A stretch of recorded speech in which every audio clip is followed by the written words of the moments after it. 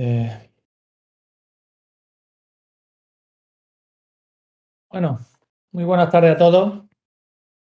Mi nombre es Francisco Gil Montoya, soy profesor titular de la Universidad de Almería. La presentación que voy a realizar hoy está relacionada con la aplicación de nuevas técnicas matemáticas en ingeniería eléctrica. Concretamente voy a hablaros de álgebra geométrica, pues como una nueva herramienta poderosa a disposición de los ingenieros. Esta temática es bastante reciente y está atrayendo el interés de ciertos investigadores debido a los beneficios del enfoque. Se está trabajando mucho actualmente, sobre todo la parte más teórica, pero bueno, también se tienen, perdón, se tienen ya avances en la parte computacional.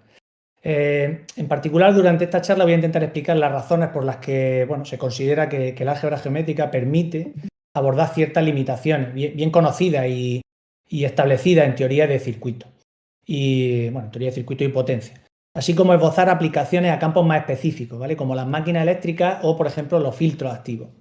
Debido a la limitación de tiempo, lógicamente, pues no podré extenderme mucho en otro tipo de aplicaciones, pero bueno, intentaré dar algunos detalles para poner en contexto la aplicación generalizada en ingeniería.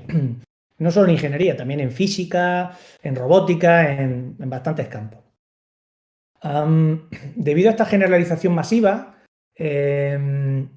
algunos autores hablan bueno, de que esto realmente es como una especie de lenguaje unificado para la ingeniería, ya que, bueno, por increíble que parezca, la mezcolanza y batiburrillo de herramientas matemáticas que todos conocemos, pues pueden ser sustituidos por una sola, ¿vale? Pensad como los números complejos, por ejemplo, las matrices, los tensores, los cuaterniones, formas diferenciales, álgebras de Pauli, es decir, hay infinidad de cosas, ¿vale? Seguro que algunas de las que he dicho ni siquiera os suenan, ¿no? Pero bueno, a mí también me pasaba al principio que algunas ni las conocía, ¿no? Pero ahí están y la gente la usa en campos, ya os digo, como relatividad, teoría cuántica. Bueno, todo ello lo vamos a intentar guardar en el cajón y empezaremos a usar esta única herramienta que digo, que yo a veces me refiero a ella como una navaja suiza en toda regla. Vale, paso a comentar un poco brevemente la estructura de la charla. Me vaya a perdonar, pero he preparado las transparencias en inglés, porque pensaba reutilizarlas para más adelante y digo, mira, las hago directamente en inglés. De todas formas, hay poquísimo texto, casi todos son figuras y, bueno, y ecuaciones, ¿vale? Pero, bueno, todo bastante visual. Bueno, lo primero que voy a dar son unos detalles de quiénes somos y qué es lo que intentamos hacer en nuestro grupo de investigación para pasar luego a unos preliminares muy breves para poner en contexto un poco bueno, cosillas de la álgebra geométrica. Luego pasaré a hablaros también algo de la historia de la álgebra geométrica, ¿no? Hay que entender bien qué ha pasado para comprender el porqué de la hora, ¿no? Luego ya vamos a entrar en materia para ver qué lechuga es esto de la álgebra geométrica. Intentaré ser muy descriptivo, transmitir ideas sobre todo geométricas, ¿vale? Esa es mi intención. Y yo espero que esto lo va a entender todo el mundo, seguro, porque de hecho ya estamos familiarizados, a veces que no lo sabemos, pero estamos familiarizados con muchos de los conceptos. Lo único que haré será ampliar esos conceptos con el álgebra mínima necesaria para poder realizar las correspondientes computaciones, porque al final todo esto está muy bonito, pero hay que llevarlo luego a la parte de computación. Pero ya os digo que la idea fundamental es, sobre todo, intuición geométrica, ¿vale? Estas dos palabras van a salir mucho. Intuición geométrica. Bien, una vez que medio entendamos un poquillo de qué va el álgebra geométrica, os contaré la aplicación tanto a teoría de circuitos como a potencia eléctrica, ¿vale? Para mí es un tema fascinante y os estaréis preguntando seguro que dónde está la geometría en la teoría de circuitos y en potencia. Pues ya os digo yo que está. Vale, luego terminaré con aplicaciones más específicas, sobre todo de máquina eléctrica, filtros activos, ¿vale? Aunque si hay tiempo os contaré cosas que para mí, sinceramente, cuando las vi por primera vez me parecían alucinantes, sobre todo en aplicaciones de computación gráfica, robótica, incluso, por ejemplo, cosas que estoy haciendo ahora mismo a nivel de investigación, que es aplicar el álgebra geométrica a la teoría de estadística y probabilidad, ¿vale? La estadística y probabilidad se pueden entender como conceptos geométricos. Y yo, cosas que antes no entendía, ahora las entiendo mejor, casi, en fin, con esta aproximación. Y luego, finalmente, bueno, pues las típicas conclusiones que solemos poner en las presentaciones. Así que, bueno, nuestro grupo de investigación se llama TIC 221, Optimización Computacional en Comunicación e Ingeniería. Y es un grupo un poco heterogéneo, en el que participamos pues, perfiles de diversa índole. Tenemos ingenieros industriales, ingenieros informáticos, ahí está arquitectos. Y bueno, la aplicación es que solemos trabajar generalmente con algoritmos de optimización evolutivo, que esto lo explicará el compañero Raúl Baños posteriormente. Trabajamos con este tipo de algoritmos principalmente, pero claro, lo aplicamos a muchos campos diferentes. Un poco a modo de broma, haré alguna durante la presentación. Solemos decir que nuestro lema es que le pegamos a todo y no sabemos de nada, ¿no? Pero bueno, la optimización evolutiva es que realmente permite aplicación en cualquier campo de la ingeniería. Bueno, si bien es cierto, en los últimos años pues estamos más centrados en la ingeniería eléctrica, ¿no? Tenemos el subgrupo, que bueno, lo formamos 4 personas. Estamos 2 ingenieros industriales, 2 ingenieros informáticos. Por un lado, el doctor Alfredo Alcaide, que está especializado en programación Java para algoritmos evolutivos. Y bueno, sus intereses sobre todo están en temas de ahorro energético y software libre. De hecho, pues él es uno de los co-creadores del proyecto OpenSur que hemos impulsado desde la Universidad de Almería, que se llama OpenZMeter, ¿vale? Que es un proyecto para la creación de un contador eléctrico, lo que en inglés se llama un smart meter, y también un analizador de calidad eléctrica, un Power Quality Analyzer, pero todo ello open source y open hardware. Luego estoy yo, Francisco Gil, que estoy especializado sobre todo en teoría de potencia, calidad eléctrica y en los últimos 3 años pues ya directamente en álgebra geométrica, aplicado, como digo yo, a todo lo que se menea, porque empecé aplicando la cosa muy concreta y ahora es que veo álgebra geométrica por todos lados, ¿no? Pero bueno. Luego, perdón, el compañero Raúl Baños, que es uno de los expertos del grupo en optimización evolutiva, él tiene una gran experiencia en paralelismo de algoritmos también y sobre todo, lo que más detecto en Raúl es que tiene una gran intuición para los problemas de ingeniería. Finalmente, el compañero Francisco Arrabal, Curro, que bueno, no puede estar con nosotros por problemas personales, es nuestro experto en sistemas de inteligencia artificial, machine learning y métodos estadísticos. Él bueno, tiene una gran formación matemática en campos transversales de ingeniería y matemática. Así que esos somos un poquito los 4 del grupo. Y bueno, entrando ya en la fase de preliminares, me gustaría empezar esta charla con una motivación más bien filosófica, si me lo permitís. Fijaros, los ingenieros estamos acostumbrados a ir al grano. Somos personas que entramos directamente a la parte práctica. No nos caracterizamos por ser personas muy teóricas, sino, bueno, si no seríamos matemáticos, yo que sé, o físicos. Nos gusta experimentar desde el primer momento, ¿verdad? Para tener resultados, pues bueno, pues cuanto antes mejor. Pero a veces suele estar bien, pues tomarse como unos minutillos, pues para conocer mejor las implicaciones, los intríngulis que tiene una determinada temática o actuación. Este señor que os pongo aquí, que se llama Michael Atiyah, este fue un reputado matemático que ya falleció, especializado en una disciplina que se llama geometría algebraica, que es prima hermana de la álgebra geométrica, pero bueno, no confundir, es otra cosa, pero bueno, muy parecida. Y en un artículo titulado Matemáticas en el siglo XX, que lo publicó en 2002 en la revista Ballet in London Mathematics Society, intentaba dar este buen hombre una visión general pues, de temas clave, ¿no? Que han caracterizado las matemáticas del siglo XX y el impacto que ha tenido sobre todo en la física actual. Entonces, tú me preguntaba, digamos, dejaba caer esta pregunta. Dice, la pregunta de si deberíamos ser algebristas o geómetras es lo mismo que decir, o es lo mismo que preguntarse que si prefieres estar sordo o prefieres estar ciego. Él poco hacía esa pregunta. Claro, esto viene a ser lo mismo que decir que si quieres más a papá o quieres a mamá, o quieres más a papá o quieres a mamá. La geometría y el álgebra son un matrimonio desde mi punto de vista que no se puede disociar, es decir, no lo podemos romper, van de la mano a todos lados. Entonces no se deben ni se pueden separar. Desde mi punto de vista no tiene sentido plantear bandos de geómetras y algebristas, ¿eh? Y esto, pues bueno, no puede perderse de vista porque a veces, y más en los tiempos que vivimos hoy en día, todos lo sabemos, de extremismo, de polarización en muchos ámbitos, pues parece, pecamos de exceso de euforia, ¿no? O de falta de visión global acerca de las técnicas que mejor pueden conducirnos al éxito en nuestras investigaciones. Entonces, en este sentido, el álgebra ha tomado un papel o rol predominante en los últimos años, ¿no? A cambio, pues la perspectiva de intuición geométrica se ha dejado un poco de lado. Y fijaros lo que dice Atiyah. Dice, el álgebra es lo que ofrece, lo que nos ofrece el demonio a los matemáticos, a los ingenieros, a los físicos, podemos ponernos si queremos ahí. El demonio dice, me vas a dar, o sea, te voy a dar un arma muy poderosa, una máquina súper poderosa, que va a responder a cualquier cosa que tú quieras.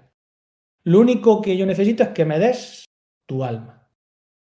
Renuncies a la geometría y tendrás esta máquina maravillosa.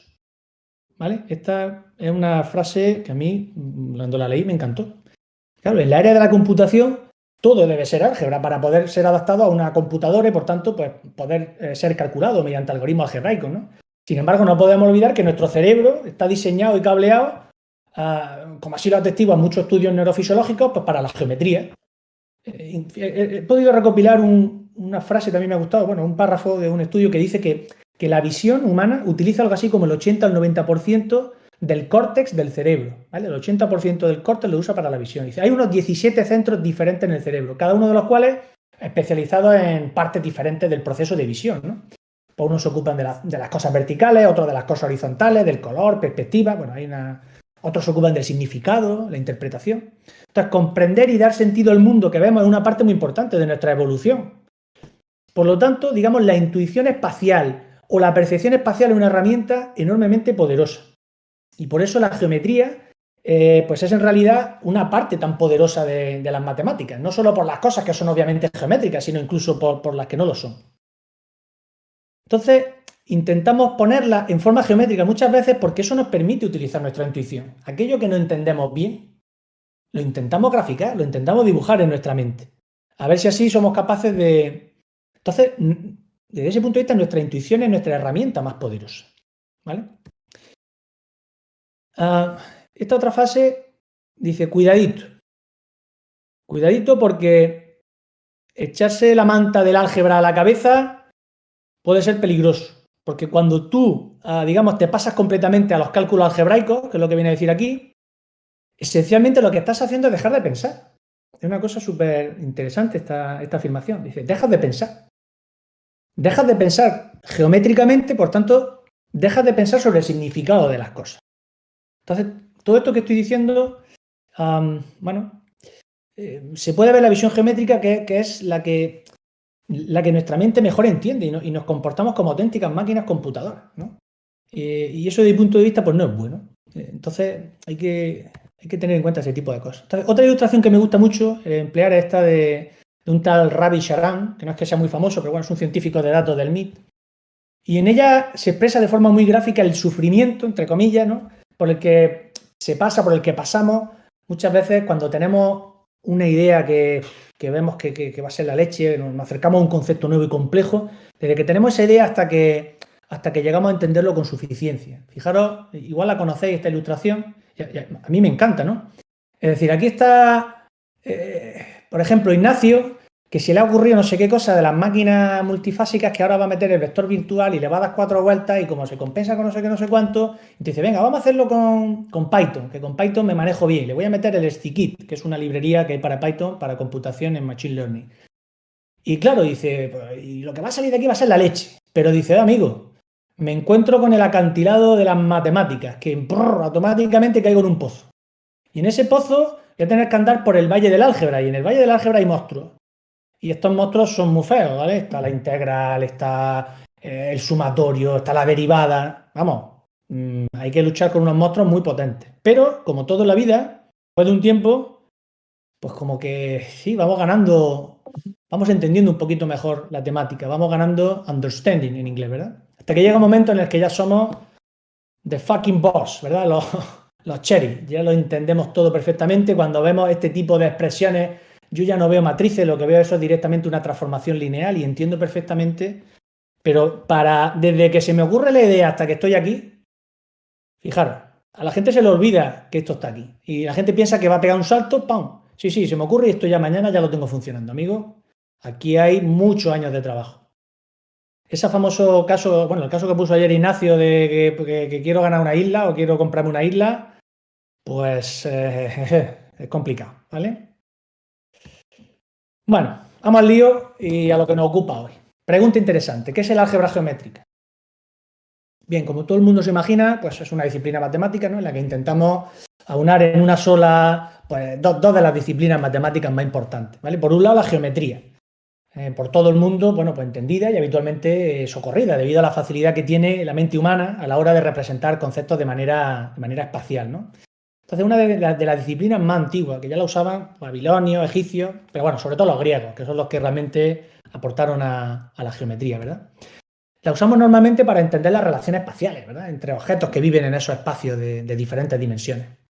Ya sabemos que el ser humano, pues bueno, pues solo puede visualizar objetos hasta en 3 dimensiones, pero eso no quita que existan espacios de mayores dimensiones, ¿vale? Entonces, pues bueno, pues los puntos, las líneas, planos, esferas, bueno, puñado de objetos, bueno, esos son objetos típicos que todos conocemos perfectamente y que estamos acostumbrados a manejar. Y por otro lado tenemos el tema del álgebra, ¿vale? El famoso álgebra que muchas veces nos trae por el camino de la amargura, ¿verdad? Bueno, aunque conocido también en la antigüedad, sí de manera rudimentaria, no es hasta la época de los árabes, sobre todo a final del primer milenio, cuando cobra una mayor relevancia, gracias a este que tenéis aquí, el señor Al-Khwarizmi, ¿vale? No sé si os suena la palabra algoritmo, seguro que sí, pues algoritmo, Al-Khwarizmi, ya si no lo sabíais, ya sabéis de dónde viene la palabra algoritmo, ¿vale? Por ahí podéis encontrar también aportes que hicieron los griegos y los indios, pero bueno, el consenso que hay internacionalmente es que realmente fueron los árabes y bueno, en menor medida los indios los que aportaron sobre todo al asunto este del álgebra, ¿vale? Por álgebra, bueno, normalmente ¿qué entendemos? Pues la definición que se entiende es esta, ¿no? El estudio de operaciones mediante expresiones simbólicas. Por ejemplo, una ecuación, el estudio de polinomios, matrices, ¿vale? Nuestra amiga las matrices, que estas las vamos a ver y vamos a ver si les damos si nos la ventilamos un poquillo. Pero bueno, ya veremos que no nos van a hacer falta cuando usemos álgebra geométrica y las vamos a poder dejar aparcaditas, en caso de que no nos caigan bien. Así que nada, vamos a intentar fusionar la idea de ambos mundos en una nueva disciplina que tiene pues, una serie de características muy relevantes. ¿Por qué puede ser interesante o útil el álgebra geométrica? Una pregunta. Bueno, hay muchas razones. Y aquí yo lo que quiero es presentar algunas de las más importantes desde mi punto de vista. Por un lado, el álgebra geométrica unifica muchas de las ramas matemáticas que usamos en el día a día de la física o de la ingeniería, ¿vale?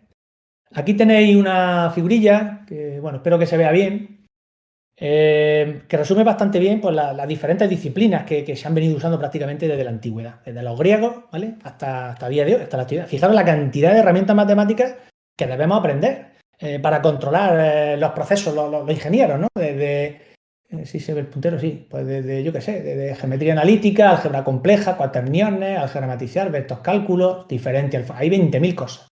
Bueno, pues os puedo decir que todo esto, ¡boom!, viene aquí y se unifica, ¿vale? Todas ellas pueden ser unificadas. Y las podemos reunir en una sola, ¿vale? La álgebra geométrica y el cálculo geométrico. De esto último, ¿vale? Del cálculo no hablaremos mucho aquí porque no toca, ¿vale? Como decía el mol honorable, hoy no toca. Pero diré que es la parte de álgebra geométrica que generaliza el cálculo vectorial, que todos conocemos. Bueno, pues igual que hacemos derivadas parciales con respecto a x, pues puedo hacer derivadas parciales con respecto a un vector, por ejemplo. Una cosa un poco extraña, pero se puede hacer. Desde mi punto de vista, el mero hecho de tener una única herramienta justifica ya el esfuerzo de intentar entender cómo funciona, ¿no? Es como la navaja suiza que digo de las matemáticas que necesita el ingeniero. Una vez que aprendes cómo funciona, lo mismo estás haciendo geometría 3D que, yo qué sé, que física cuántica, que teoría de la relatividad o, no sé, o robótica móvil, por ejemplo. Todo esto se entiende bajo una misma perspectiva, la geométrica. Por tanto, el ingeniero pues, se dedica a hacer geometría, ¿no? Entenderla desde un punto de vista espacial y de ahí pues, puede ir moviéndose por las diferentes ramas de especialidad con las que trabaja cada uno. Me gusta mucho esta frase de un científico famoso también, Giuseppe Peano, que ya falleció, que dice, pues eso, que el cálculo geométrico difiere de la geometría cartesiana en tema de que el último opera analíticamente con coordenadas, mientras que el primero opera directamente con objetos. Es una cosa súper interesante. Dice, lo importante aquí es trabajamos con las entidades geométricas, no con sus coordenadas. Que es uno de los grandes mantras que tenemos los ingenieros, y es que estamos acostumbrados a entender un vector, que un vector son sus coordenadas. No, un vector no son sus coordenadas, un vector es un objeto, ya lo vamos a definir bien definido. Coordenada es una representación algebraica en un determinado sistema de representación. Por ello, os vais a encontrar muchas veces que hay autores que dicen que la álgebra geométrica es, en inglés, dicen coordinate free o coordinate independent, ¿no? Es decir, que Es una manera de trabajar libre de coordenadas o independiente de las coordenadas. Bueno, pues fijaros, se está aplicando un amplio abanico de disciplinas. Pongo aquí algunas, pero hay bastantes más. Las pioneras fueron sobre todo la física. Los grandes científicos ahora mismo de álgebra geométrica actualmente son casi todos físicos. Y todo aquello que tiene que ver, por supuesto, con geometría nativa, como computación gráfica o visión por computador. Y lo más fascinante es que a pesar de que la palabra geometría puede parecer que no tiene implicaciones más allá de las transformaciones en espacios euclidios o similares, pues resulta que todo en la vida es geometría. Es como la famosa frase esta de Jesulín, ¿no? Es que esto es como un toro, ¿no? Pues lo mismo. Jesulín se ponía un toro y con eso lo entendía todo. Pues aquí, con la geometría lo entendemos todo. Y mi experiencia de varios años en esto me dice eso, que todo, prácticamente todo se puede ver con una perspectiva geométrica, que sobre todo ayuda a entender las cosas. Por supuesto, incluimos a la ingeniería eléctrica, ¿vale? Si no, no estaríamos dando esta charla. Esto es justamente lo que quiero enseñar hoy, ¿no? ¿Cómo cojones, perdona la palabra, la ingeniería eléctrica se estudia desde un punto de vista geométrico? Y no me refiero a estudiar los circuitos, las máquinas desde un punto de vista espacial, que también se puede hacer, ¿vale? Sino a que los conceptos matemáticos y ecuaciones asociados a los procesos físicos, ecuaciones de Maxwell, la ley de Ohm, ¿vale? Leyes de Kirchhoff, todo eso se puede entender como objetos geométricos, que tienen una serie de propiedades y sufren pues transformaciones, habitualmente transformaciones lineales. Entonces, este es el encanto y la magia que tiene la álgebra geométrica y es lo que a mí pues, personalmente me fascinó en su momento y a día de hoy, pues, en fin, lo reconozco, me tiene cautivado. Bueno, para ver la verdadera potencia que nos permite la álgebra geométrica, os pongo un ejemplo clásico, ¿vale? Que son las ecuaciones de Maxwell, o mejor dicho, la ecuación de Maxwell. Y ahora veremos eso de la ecuación de Maxwell. Todos sabemos que las ecuaciones de Maxwell pues, se suelen representar en notación vectorial, ¿verdad? Mediante las famosas 4 ecuaciones que en fin, se las debemos al cálculo vectorial de Gibbs y de Heaviside, ¿no? Que son los grandes científicos, ¿vale? Aquí tenemos las 4 ecuacioncillas, bueno, no voy a entrar mucho, son las ecuaciones que se estudian en cualquier curso de primero de física de ingeniería, con sus divergencias, sus rotacionales, campo eléctrico, campo magnético, relacionados mediante ecuaciones algebraicas, en fin, con diversas operaciones de suma, reta, etcétera, etcétera. Pues bien, usando álgebra geométrica, fijaros, se puede definir un único campo, que voy a llamar campo electromagnético y que se representa a través de un objeto geométrico nuevo que voy a llamar multivector F, ¿vale? Esto de aquí le llamo multivector y le pongo F mayúscula. Y esto es el multivector electromagnético.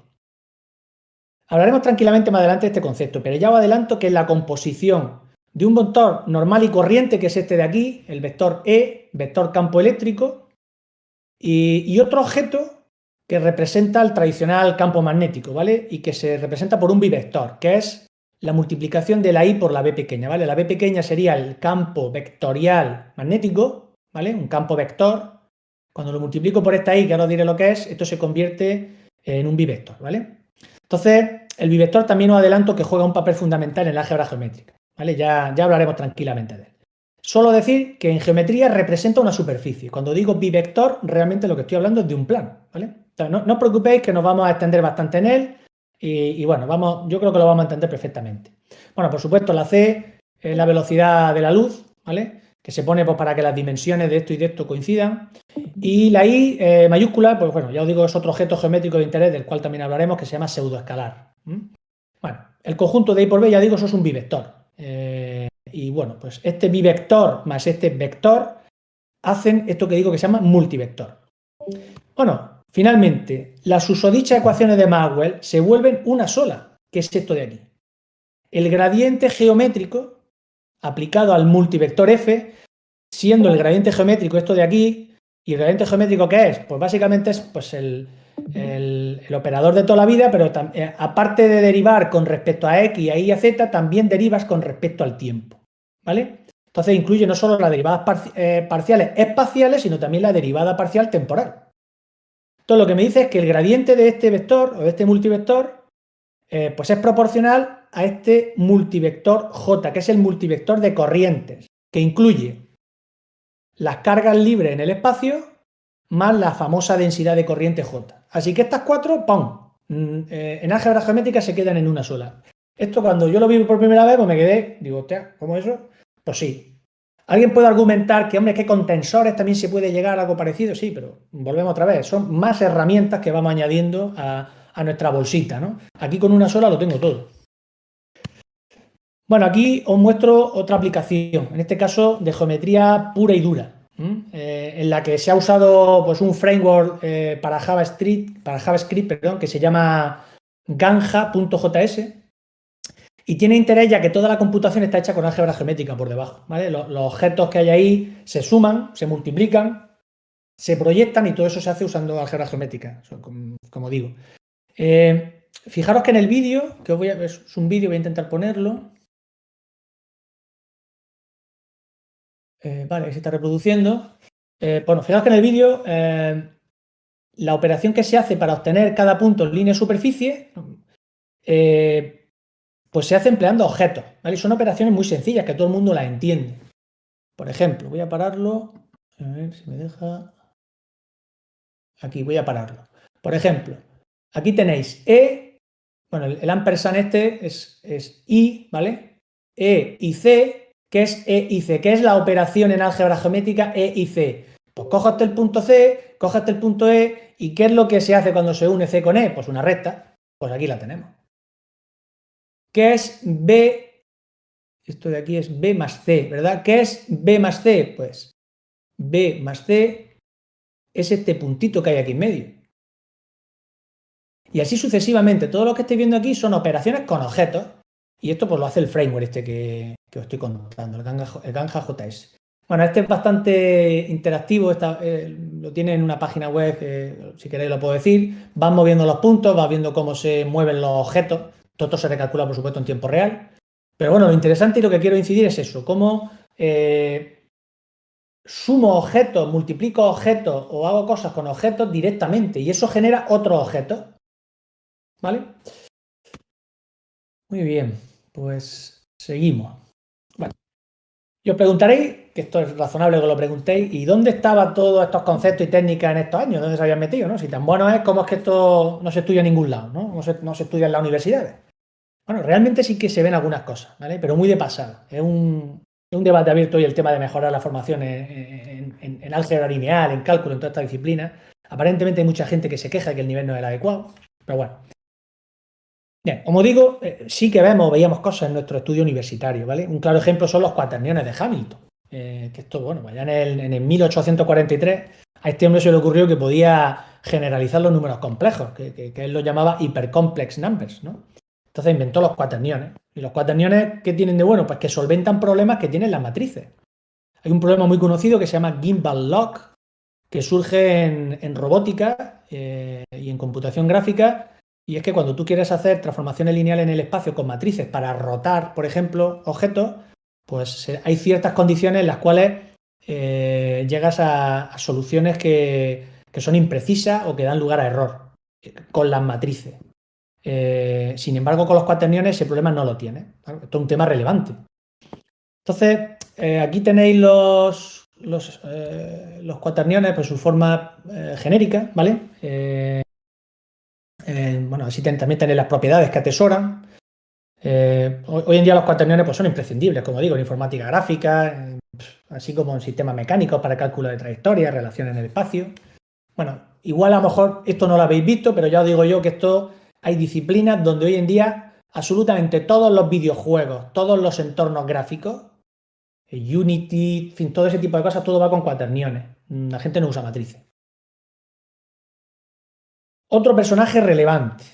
Y vamos, relevante no, relevantísimo. Este señor, Hermann Grassmann, que fue coetáneo de Hamilton. Curiosamente, las crónicas de la fecha dice que no se conocían. Y lo que es peor, ninguno sabía del trabajo del otro. Entonces, Grassmann es uno de los grandes olvidados de la matemática. La relevancia de sus descubrimientos pasaron sin pena ni gloria. Dicen que porque, bueno, era un profesor de instituto en vez de universidad y por eso su reputación, pues, no era la adecuada para ser tomado en serio, ¿vale?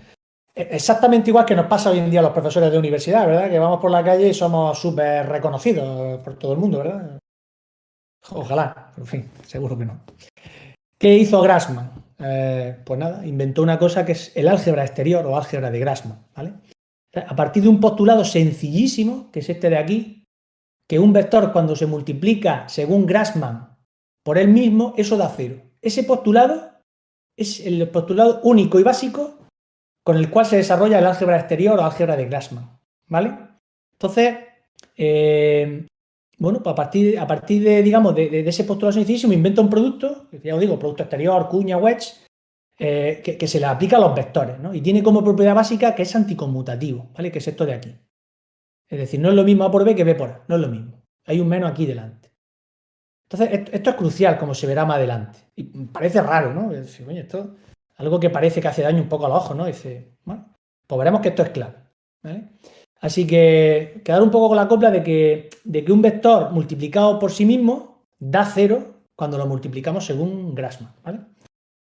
Finalmente tenemos aquí al otro señor William Kingdon Clifford, que este hombre fue el que trajo lo que se conoce hoy en día como el álgebra de Clifford, ¿vale? Que a efectos de ingeniería, no os liéis, álgebra de Clifford y álgebra geométrica es lo mismo. Quizás los matemáticos tienen su sutil distinción y tal, pero para nosotros no. Clifford y álgebra geométrica exactamente igual. Entonces, ¿a Clifford qué se le ocurrió? Pues se le ocurrió juntar el producto escalar y el producto externo de Grassmann en uno solo. Lo juntó. Y entonces eso se le denominó producto geométrico. Entonces tiene propiedades muy interesantes este producto que no tienen el producto escalar y el externo, como es que el producto geométrico puede permitir la definición de la inversa de un vector. Eso no existe ni en el producto escalar ni en el producto exterior. Aquí podemos hacer inversas de vectores. Entonces, yo cojo un vector y le puedo calcular su inverso. Y con eso ya veremos que puedo hacer cosillas. Entonces, esto realmente es un tema relevante. Entrando de nuevo en lo que... entrando de nuevo en lo que he comentado antes de qué ha pasado para que la álgebra geométrica, siendo tan aparentemente relevante, no haya conseguido un poco un puesto de privilegio en las matemáticas que se estudian en ingeniería, pues yo, desde mi punto de vista, hay un motivo fundamental. Y es que Clifford falleció muy joven, con 34 años, en 1879 murió. Entonces falleció muy joven, con 34 años. Claro, esto fue clave. Su trabajo pues no lo conoció nadie. No lo pudo conocer nadie, no lo pudo desarrollar, no lo pudo ampliar, como así sucedió por esas mismas fechas con el cálculo vectorial de Gibbs y Heaviside, ¿vale? Entonces, por otro lado, seamos francos, es muy difícil desbancar a algo que lleva más de 100 años siendo enseñado y usado como materia básica. Aprender un lenguaje nuevo en algo tan fundamental, pues es muy complicado. Pensad, por ejemplo, que los teclados que no son QWERTY, los teclados QWERTY, ¿no? Con los que escribimos normalmente. Claro, tú llevas toda la vida con él.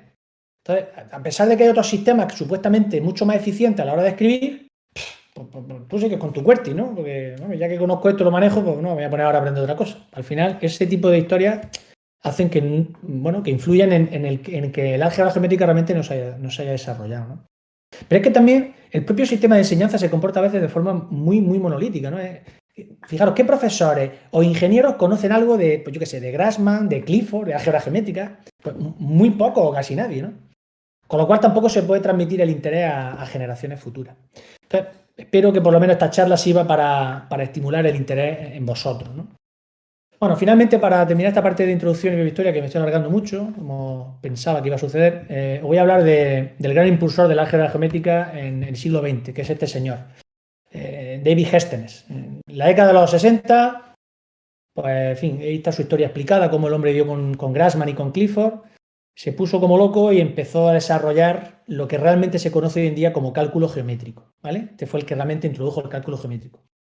Y también introdujo cosas nuevas que no estaban antes, como lo que se conoce como álgebra geométrica conforme, que permite hacer cosas realmente espectaculares. O sea, unas cosas, por ejemplo, en un espacio tridimensional donde tienes objetos tridimensionales, coges y te los llevas a 5 dimensiones y cuando estás en esas 5 dimensiones, las operaciones que haces con esos objetos son triviales.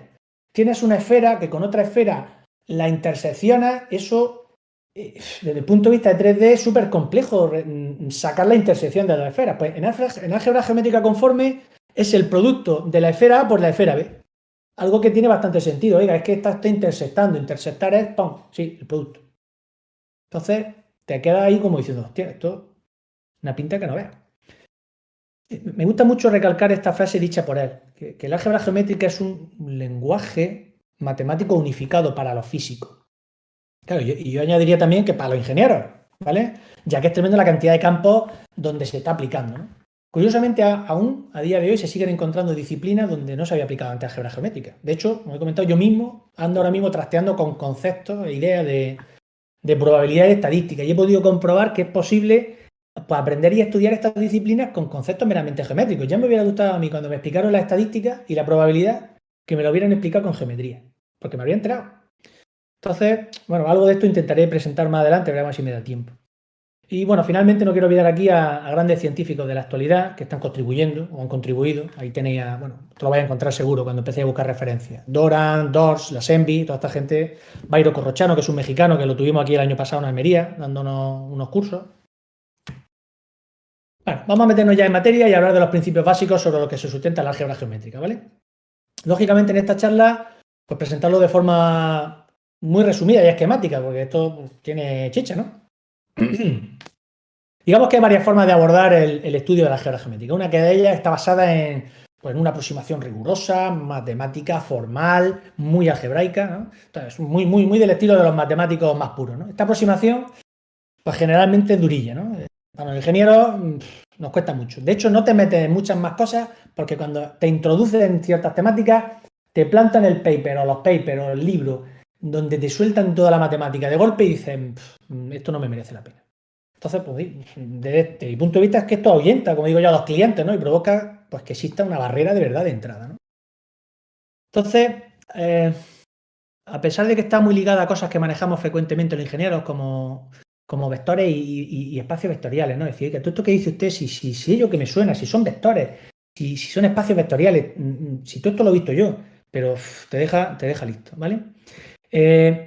Fijaros, aquí tenemos pues la típica cosa que uno se encuentra cuando se mete en álgebra geométrica. Te empiezan a zampar cosas de estas y es que te quedas que dices, madre mía de mi alma, y sí, la suma y la propiedad y no sé qué, y sí, solo sí, y sujeto a, y tengamos una función con un no sé qué, y que si los manifolds, per space, bueno, todo esto ya os digo que cuando lo ves, malo. Entonces, pues bueno, lo que los ingenieros queremos, ¿qué es lo que queremos los ingenieros? Pues los ingenieros lo que verdad nos gusta es eso, visualizar las cosas, ¿no? Queremos ver relaciones espaciales entre objetos, porque para nosotros es mucho más intuitivo. Entonces, pensar la cantidad de situaciones en las que buscamos cómo trasladar a un dibujito, a un esquema, cierto proceso o ecuación, ¿no? ¿Cuántas veces tenemos que graficar para poder entender bien un problema? Yo creo que bastante, ¿no? Entonces, necesitamos aplicar nuestra intuición geométrica que la naturaleza nos ha dado. En fin, nuestro cerebro necesita procesar mejor las cosas si las puede visualizar. Eso yo creo que es una cosa que tenemos bien clara. Entonces, yo sé, parece un hecho cierto, ¿no? Por tanto, vamos a intentar ver el álgebra geométrica como un proceso puramente geométrico. Eso es lo que quiero transmitir. Entonces, durante ese proceso vamos a ver que los objetos interaccionan entre sí a través de operaciones, porque vamos a definir, ¿vale? Con un poquito de álgebra, lógicamente, pero quiero centrarme en eso. Entonces, durante este proceso los vectores van a jugar un papel fundamental, ¿vale? Aquí tenéis dibujado pues, lo que sería en 3 dimensiones un típico vector, vector X, con sus coordenadas x1, x2, x3, y bueno, pues una base vectorial, mus1, mus2, mus3, vectores unitarios, ¿vale? Que definen, pues, en ese espacio vectorial una base. Fijaros, ahí tenemos la definición, empezamos con un poquito de definiciones, yo creo que la más usada y de consenso para describir lo que es un vector. ¿Qué decimos de un vector? Pues es un objeto de una dimensión que tiene dirección, sentido y magnitud. Dirección, sentido y magnitud. Es una línea orientada que vive en un espacio pues, de las dimensiones que sea. Las líneas viven desde espacios de una dimensión, donde solo está ella solita, hasta espacios de n dimensiones. ¿Vale? Las líneas viven en esos espacios. También las conocemos simplemente por flechitas, ¿vale? Esto simplificando mucho. Cada vez que vemos una de esas flechitas, ¡pum!, un vector. Entonces, como vemos en la definición, vector indica direcciones en el espacio, para objetos de una dimensión. Vamos a ver más tarde que esto, pues no deja de ser un caso particular. En álgebra geométrica hay objetos que conviven con los vectores, pero que son de más de una dimensión, ¿vale? Y encima tienen dirección, sentido y magnitud. Por ejemplo, los planos, que los describiremos gracias a los bivectores, vamos a ver que tienen dirección, sentido y magnitud, los planos. Entonces, para el caso tridimensional, los vectores que los solemos representar usando bases vectoriales, aquí tenéis una base vectorial, que en fin, ya lo he explicado antes. Voy a usar la letra mu minúscula de aquí en adelante para simbolizar bases ortonormales, pero bueno, podría haber usado cualquier otra letrilla. Pasa que, bueno, estoy usando mu porque me ha gustado, ¿vale? Pero, vamos, simplemente entender lo que es la forma de llamar al vector unitario que define mi espacio vectorial, en este caso un espacio de 3 dimensiones. Entonces, sobre los vectores podemos realizar operaciones básicas, como todo el mundo sabe, ¿vale? Estas operaciones básicas son la suma y el producto, existiendo dos productos a nuestra disposición. El producto escalar y el producto vectorial. Rápidamente los ponemos aquí a modo de resumen, ¿vale? Bien, sumar vectores es una cosa facilona, no tiene mucho misterio, ¿no? Ponemos uno a continuación del otro sin importar el orden de edad y se obtiene un vector resultado. Por tanto, partimos de dos vectores y tenemos un nuevo vector. Ahora toca multiplicar vectores. Fijaros que esto de multiplicar vectores es un poco extraño. Realmente nosotros pues, estamos acostumbrados a multiplicar números escalares, ¿no? Pero no vectores, ¿no? Es decir, esto como que es un poco raro. Pero efectivamente existen reglas para hacerlo.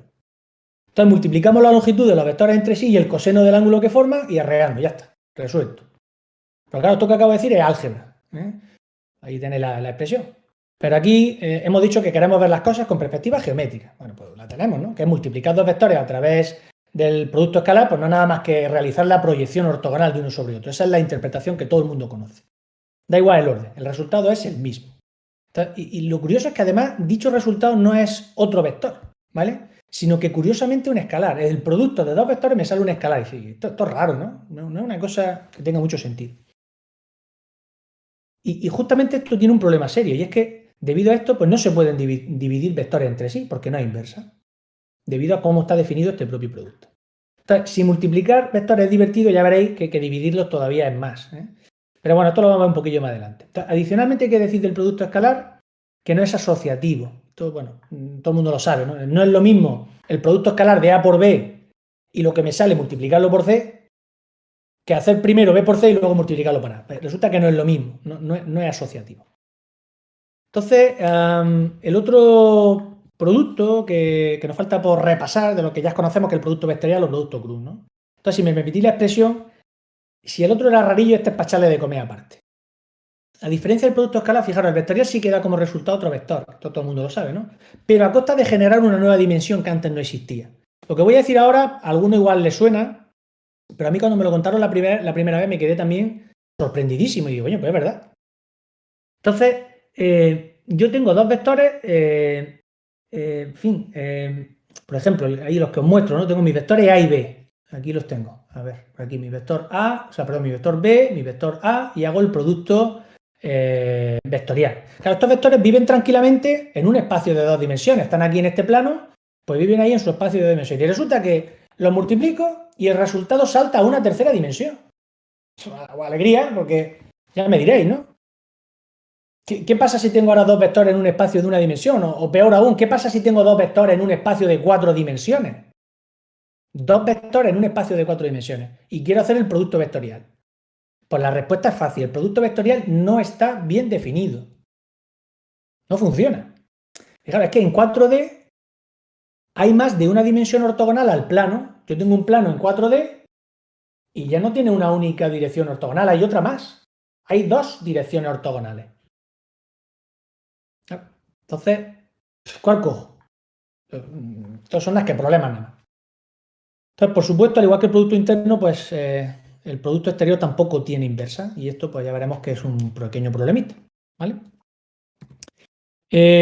Bueno, pasamos ahora a ver nuevas operaciones sobre vectores, ¿vale? Que además encima van a dar lugar a la creación de nuevos objetos y aquí está uno de los primeros puntos clave de la charla de hoy. Entonces, vimos anteriormente que Grassmann se había inventado a mitad del siglo XIX el producto wedge o producto cuña o producto exterior y que este producto es anticonmutativo y antisimétrico, perdón. Es decir, no es lo mismo A por B que B por A. A wedge B que B wedge A. Hay un menos ahí en medio. Además, de manera interesante, dos vectores multiplicados según el producto de Grassmann da lugar a un objeto nuevo. Primer punto importante. Es un objeto nuevo, que lo voy a llamar bivector. No es un punto, no es un vector, no es un escalar, es un objeto nuevo. Y le llamo bivector.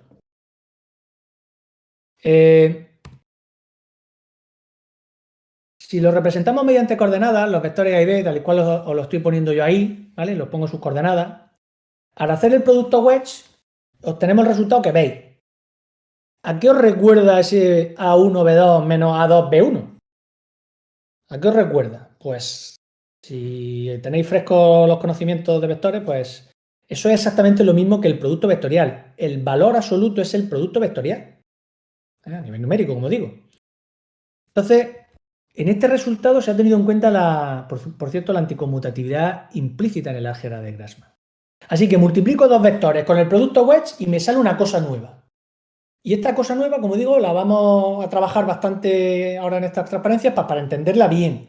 Pero sí que es clave que se os quede eso grabado. Oiga, que cuando usted hace el producto exterior de dos cosas, de dos vectores, le sale a usted un objeto nuevo y le llamamos bivector. Así que nada, vamos a comentar propiedades de este nuevo objeto, el bivector. Entonces hemos dicho anteriormente que un bivector es un objeto geométrico nuevo, que aparece como consecuencia de hacer el producto externo de dos vectores. Su interpretación geométrica es clara. Es un objeto en dos dimensiones que tiene dirección, sentido y magnitud. Si sois observadores, os daréis cuenta que esta definición es prácticamente clavada a la de vector, pero aumentando una dimensión más, ¿no? Es decir, una dimensión del vector frente a dos dimensiones del bivector. Por tanto, cuando hablamos de un bivector, realmente lo que nos estamos refiriendo es a un plano en el espacio. Claro, en 2D solo hay un único plano posible, el que generan los vectores mu1 y mu2, es decir, la base ortonormal que yo tengo en R2, ¿no? Pero en 3D ya tenemos más planos. ¿Cuántos planos hay en 3D? Pues infinitos. Aunque claro, también veremos que todos esos planos infinitos se generan con solo tres bivectores. Al igual que cualquier vector en 3D se genera con tres vectores, ¿vale? Los tres vectores base. Pues todos los planos de R3 se generan con tres planos ortogonales. Todo es que es la misma película siempre, ya veréis que esto da, y si tenemos 17 dimensiones, pues todo, pero 17 veces. Las propiedades del bivector pues tienen clara interpretación geométrica. Fijaros, ¿qué es la dirección? Pues la dirección es la dirección del plano. ¿Qué dirección tiene ese plano? Pues esa es la dirección del bivector. El sentido, pues está asociado a cómo se genera el bivector, es decir, si multiplicamos A por B, es decir, a ver si lo veo aquí. Si A va hacia B, A wedge B, o si B viene hacia A, será B wedge A. Esto normalmente se simboliza con esta flechita. Esto, importante, no es que esté girando, no es eso, simplemente es la dirección en la cual va A va hacia B o B viene hacia A, ¿vale? Recordad que este producto es anticonmutativo y por tanto cambia el sentido en función del orden. Efectivamente. En este que digo de que uno va hacia uno o uno va hacia el otro, el primero va hacia el último va hacia el primero, pues si estoy cambiando el sentido, lo lógico es que aparezca un signo menos. Este tema es clavado a lo que pasa en el producto vectorial. No es lo mismo A por B que B por A. El vector o va para un lado o va para el otro, ¿vale? Son opuestos. Claro, y esta similitud es así porque realmente el producto vectorial es otra forma, digamos, refinada de ver el producto wedge. Ahora lo vamos a ver más adelante. El producto vectorial es un caso particular del producto wedge. Bueno, de hecho lo que estamos obteniendo con el producto vectorial es la normal al bivector que estoy definiendo aquí con este plano que os estoy diciendo. Entonces, finalmente la magnitud del bivector, ¿cuánto vale? Pues aquí lo tenéis. La magnitud del bivector no es nada más que el área del paralelogramo que definen estos dos vectores, ¿vale? Aquí tengo el área, pues esto es la magnitud del bivector.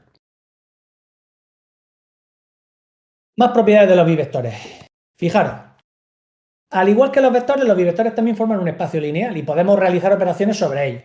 En el caso este de la figurilla que os muestro, pues se aplica la propiedad distributiva, de forma que el producto wedge de dos vectores, el vector A y el vector B más C, porque B más C es un vector, ¿vale? Aquí está, fijaros en la figurilla, aquí está el vector A y aquí está el vector B más C, que B más C no es nada más que B y C, que están aquí arriba, ¿no?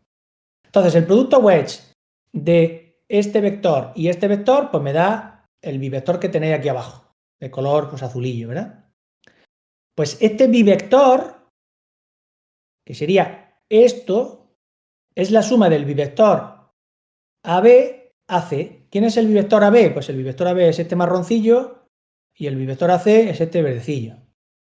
Colores, igual cada uno los ve de otro. En fin, esto ya sabéis que tenemos el rollo de los colores, pero bueno, creo que se entiende. Entonces, pues bueno, pues tiene propiedades interesantes, ¿no?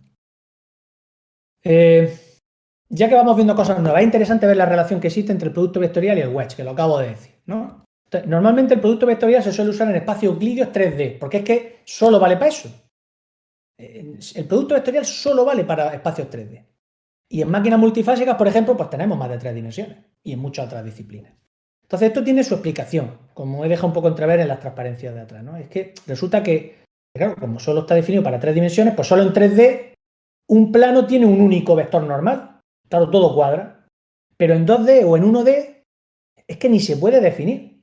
Y en 4D o más, pues ya os he dicho, no está inequívocamente definido, ya que existe más de un vector ortogonal. Entonces, por esto que el producto vectorial no es apropiado. Hay que quitárselo de en medio. Por contra, el producto wedge está definido para cualquier dimensión. Aquí no hay problema. Siempre me sale un plano, siempre voy a tener un plano dentro del espacio dimensional que sea. ¿Que tiene usted un espacio de 325 dimensiones? Que lo hay. Pues ahí viven los planos, viven las vectores y por supuesto que vive mucha más gente. Bueno, veremos más adelante que el producto vectorial y el wedge se pueden relacionar algebraicamente, ¿vale? Y hay por ahí una formulilla que bueno, al final lo que vamos a ver es que el producto vectorial es el dual del producto wedge. Bueno, pues hasta ahora hemos hablado de vectores, operaciones sobre vectores, producto exterior, cada local bivector, es decir, este objeto geométrico interesante y nuevo del que estamos hablando. Claro, desde un punto de vista matemático, claro está, porque los planos los conocemos de siempre, ¿vale? Los planos no hace falta que nos lo explique nadie, ¿no? Pero aquí la gran estrella de la película, el chico nuevo del barrio, es el producto geométrico, ¿vale? Definido como la composición, la suma del producto escalar y el producto externo, ¿no?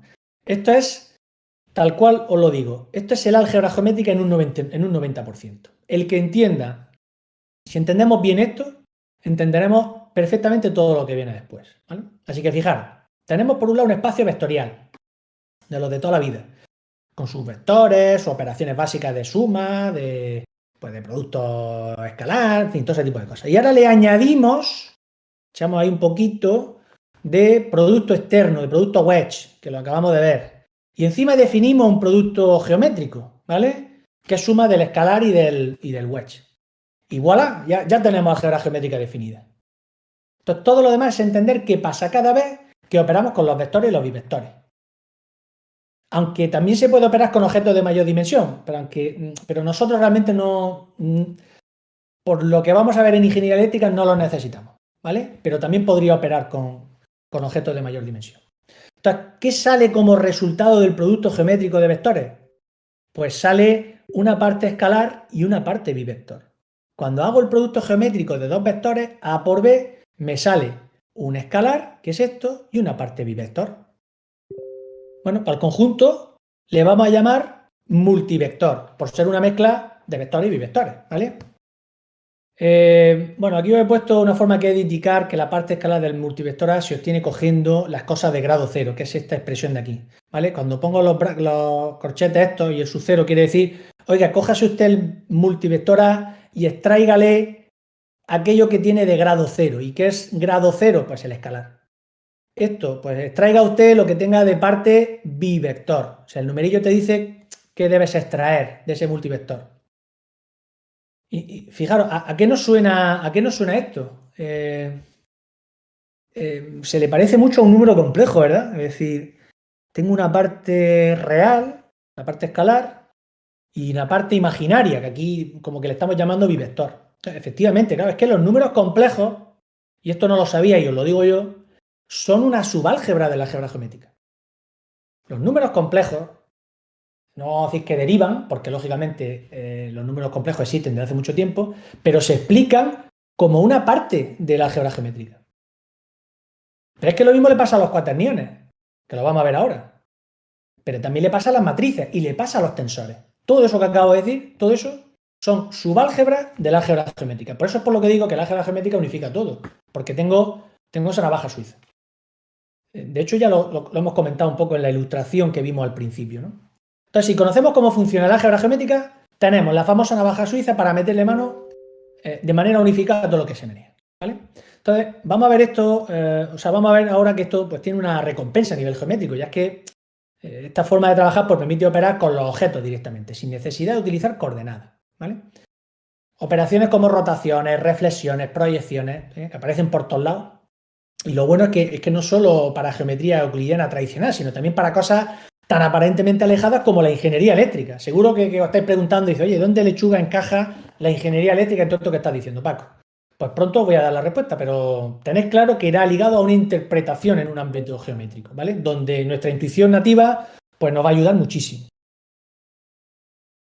Bueno, como dije al principio, un poquito de álgebra no viene mal. Voy a pasarlo rápido, ¿vale? Aquí tenemos ciertas propiedades, que si el producto es asociativo, que si es conmutativo, en fin, perdón, no es conmutativo, ¿vale? Esto aquí, pero bueno, todas estas son operaciones triviales. Tenemos también que podemos elevar el vector al cuadrado. A más B, A es un vector, B es un vector, pues el vector resultado, si lo elevo al cuadrado, fijaros, me sale un vector al cuadrado que sé que es un escalar, un vector al cuadrado que sé que es un escalar, y esto que no lo sabes, pero lo digo yo, que también es un escalar, ¿vale? De forma que puedo incluso hacer estas perrerías, es decir, es que el producto escalar lo puedo definir como una operación en álgebra geométrica usando solo productos geométricos. Multiplico este A por B, geométrico. Multiplico este B por A, geométrico. Súmelo y divida por 2. Eso es el producto escalar.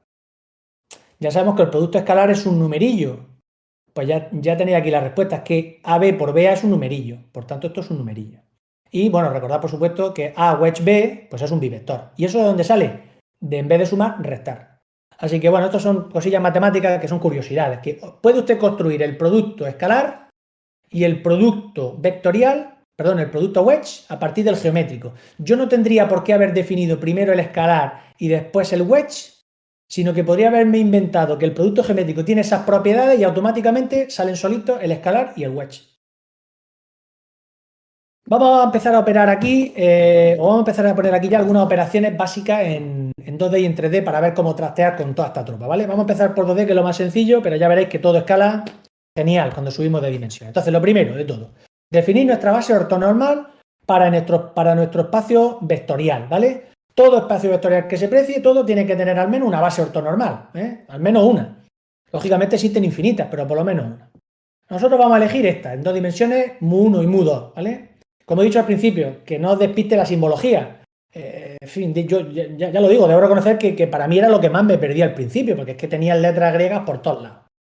Pero bueno, una vez que tenemos claro que eso simplemente representa lo que representa, aquí he elegido la letra mu, pero bueno, ya veréis que en otros sitios la gente en vez de llamarle mu a la base, pues le llama sigma o le llama e. Bueno, cada uno pues elige lo que le parece, ¿no? Bueno, esto es lo de menos.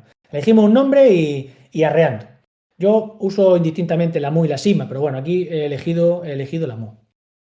Entonces, bueno, ya estoy viendo esta figurilla que tengo mi espacio 2D con mi base mu1 y mu2 y aquí pues dos vectorcillos que he definido, ¿vale? Con sus coordenadas A1, A2, B1, B2, bueno, maravilloso. Entonces vamos con las relaciones fundamentales que cumple axiomáticamente nuestro espacio vectorial y esto es clave.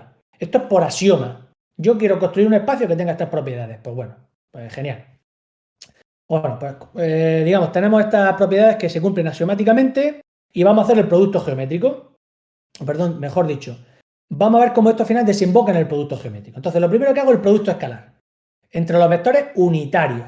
Cojo y multiplico mus1 por el mismo escalarmente y multiplico mus1 por mus2 escalarmente. Entonces, cuando los vectores son iguales, multiplico a un vector por sí mismo, eso me da 1. Y cuando no, me da 0. Que bueno, que esto es algo que ya lo sabíamos, ¿verdad? Esto lo sabíamos del producto escalar, que el producto escalar de un vector por sí mismo es 1, por uno ortogonal pues sale 0, pero bueno, es la famosa medida de la ortogonalidad que nosotros tenemos. ¿Qué pasa si hacemos el wedge? Pues el wedge, un vector por sí mismo, por definición, 0. Pero un vector por el otro ortogonal de la base, esto ya ni sale 0 ni sale un numerillo, ¿vale? Sino que sale otra cosa. ¿Qué es lo que sale? Pues bueno, ya lo hemos dicho, sale un bivector, ¿vale? Hemos dicho que cuando multiplicamos, pues da un objeto nuevo, nuestro famoso bivector, ¿no? Entonces, quedaros con la copla aquí. Usar el producto wedge sirve para construir objetos nuevos y además de mayor dimensión. Fijaros, he cogido dos vectores que estaban en una dimensión o mejor dicho, de mayor grado, más que dimensión, perdonad, de mayor grado. He cogido dos objetos que tenían un grado y lo he pasado a 2 grados. Sin entrar mucho en detalle, os digo que el producto interno hace lo contrario, reduce dimensiones. Claro, el producto de mus1 por mus1, el producto escalar de dos vectores, coño, me ha dado un escalar. He bajado dimensiones a dimensión 0. ¿Vale? Bueno, en 3D veremos cómo somos capaces de construir volúmenes, ya que tenemos 3 vectores en la base ortonormal que tenemos ahí. Por tanto, el producto geométrico entre los vectores unitarios, ya que hemos visto lo que vale el escalar y el wedge, fijaros, para vectores iguales sale 1. Claro, el producto wedge pues, vale 0, pues se queda el escalar. Y para vectores ortogonales, pues nos sale que el producto interno vale 0 y el wedge pues vale el bivector. Así que ahí lo tenéis. ¿Vale? Ya sé cómo debo yo operar con mis vectores base. Y como los vectores, cualquier vector se pone como combinación lineal de estos dos, pues ya tengo la receta para todo el mundo. ¿Vale? Así que ya que sabemos operar con el producto geométrico, vamos a ver ahora una de las cosas más curiosas con las que me topé cuando empezaba a estudiar GEA, ¿vale? Álgebra geométrica. Y casi, bueno, llevamos ya casi una hora. Si queréis, incluso podemos hacer una pausita de 5 o 10 minutillos para que no se haga muy largo esto, ¿vale? Bueno, resulta que si cogemos un bivector y lo elevamos al cuadrado, obtenemos un valor escalar. Y lo bueno es que no es un valor escalar cualquiera, sino que sale menos 1. Pero, ¿cómo es esto posible, no? Que coges un bivector, lo elevas al cuadrado y sale menos 1. Bueno, pues vamos a calcularlo. Cogemos el bivector. Ya sabemos que el bivector es mus1 por mus2. Lo elevo al cuadrado. Claro, eso ya hemos visto que es multiplicar el bivector por sí mismo. Pues mu1, mu2 por mu1, mu2. Bueno, como el producto geométrico es asociativo, pues podemos quitarle los paréntesis, porque me da igual. Hacer primero cualquier parejita de la que veamos ahí, ¿vale? Pero claro, ahora aplicamos la regla de la conmutatividad, o mejor dicho, anticonmutatividad. El mu2, mu1 del centro lo intercambiamos, le damos la vueltecilla y aparece el signo menos por el rollo este de la anticonmutatividad. Una vez hecho esto, vemos que ya solamente se nos quedan productos juntos de mus1 por mus1, mus2 por mus2, eso ya sabemos que es 1. ¿Vale? Sabemos que un vector unitario multiplicado por sí mismo pues da 1, con lo cual el resultado final, menos 1. Vaya, justo lo mismo que la unidad imaginaria. ¿Eh? ¿Qué le pasa a la unidad imaginaria cuando la eleva al cuadrado? Pues que sale menos 1. Lo que pasa es que, a diferencia de los números complejos, aquí la derivación se hace de un punto de vista meramente geométrico. Cojo este objeto geométrico que se llama bivector y lo elevo al cuadrado. ¡Pum! Y sale menos 1. Aquí os muestro una figurilla representativa del bivector nuevamente. Fijaros que el concepto no está asociado de manera fija a un paralelogramo. A veces la gente se confunde y dice, no, ¿qué es un bivector? Pues tiene que ser un rectángulo. No, mire usted. Esto es un bivector y esto también. ¿Vale? Lo único que queremos hacer con esta representación es indicar la dirección, que eso lo hace el plano, ¿verdad? El sentido, que lo ponemos con esta flechita, de los vectores que originaron. Aquí se ve muy fácil, porque claro, aquí hay un vector, aquí hay otro. Pero es que este bivector también lo originaron dos vectores, que no lo he pintado aquí, pero tienen que estar, en algún momento deberían haber estado. Y por supuesto la magnitud. ¿Y la magnitud quién es? Ya hemos dicho que es la área de este paralelogramo, pero si yo diera este bivector, la magnitud es el área encerrada por esta superficie. ¿Vale? Bueno, hacemos una pequeña pausilla de 5 o 10 minutillos, ¿se os parece? Y volvemos, son y 8, pues volvemos, no sé, a la y cuarto así. ¿De acuerdo? Me pregunta por aquí Fran Cisneros que si la dirección del bivector sería la del vector normal a su superficie. No, Fran, eso es lo que quiero quitaros de la cabeza. Olvidaros, las superficies se han hecho mayores, ya han cumplido 18 años, como la niña de Rajoy, se ha hecho mayor. Olvidaros de que una superficie tiene un vector, que no, que la superficie por sí misma ya te está dando la dirección. Es la dirección del plano. ¿Que en 3D hay un vector ortogonal? Pues sí, pero fuera de 3D, y 3D es un caso muy particular, fuera de 3D, los planos no tienen un único vector ortogonal. ¿Vale?